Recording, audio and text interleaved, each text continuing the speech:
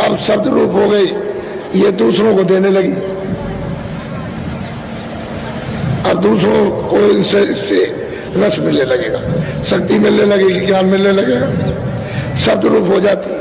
जब सूरत शब्द रूप हो जाती है तो वो पार उतर जाती है, उस सूरत का जन्म नहीं होता, फिर वो यहां नहीं आएगी, या वाय नहीं निकल जाएगी, तो चली गई ऊपर। उधर अब कर्मों की हद के परे चली गई। अब ये चारों शरीरों से अलग अलग हो गई, तो ऊपर में अलग अलग है, तो पार में उनका उसकी छाया ब्रह्मलोक में, ब्रह्मलोक की छाया ईश्वर लोक में, ईश्वर लोक की छाया है स्वर्ग वैकुंठ लोक में, और वैकुंठ की छाया यहाँ। तो जो ब्रह्मांडे सो पिंडे। अब यहाँ ढूंढ रहे हो आप, क्या मिलेगा आपको?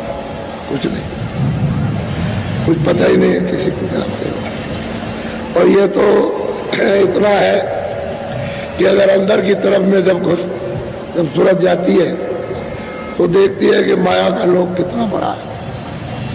ये जितना सारा संसार स्वर्ग वैकुंठ, इससे कितना करोड़ों हिस्सा बड़ा, ऊंचा और नीचा, कितने करोड़ों, यानी जोजन, मील ही नहीं है वहां, कोस नहीं है, जोजन है। तो इतना तो उसका माया का लोक बड़ा है। तो ऐसे लोग को ये पार करके सूरत उस पार कैसे जा सकते हैं? ऐसे कोई इसको नहीं ले जा सकता। इसलिए इसको ऐसे बंधनों में जकड़ के रखा कि निकल के किसी तरह से जाने न पाए। लेकिन महापुरुषों ने ऐसी कृपा और दया की है कि धीरे से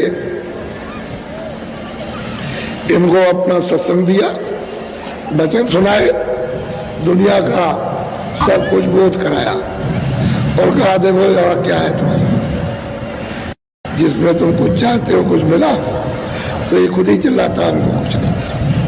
अभी हम पूछ रहे थे, जब मिल रहे थे, मैंने कहा भाई कुछ मिला के ले, कुछ नहीं मिला, फंस गया।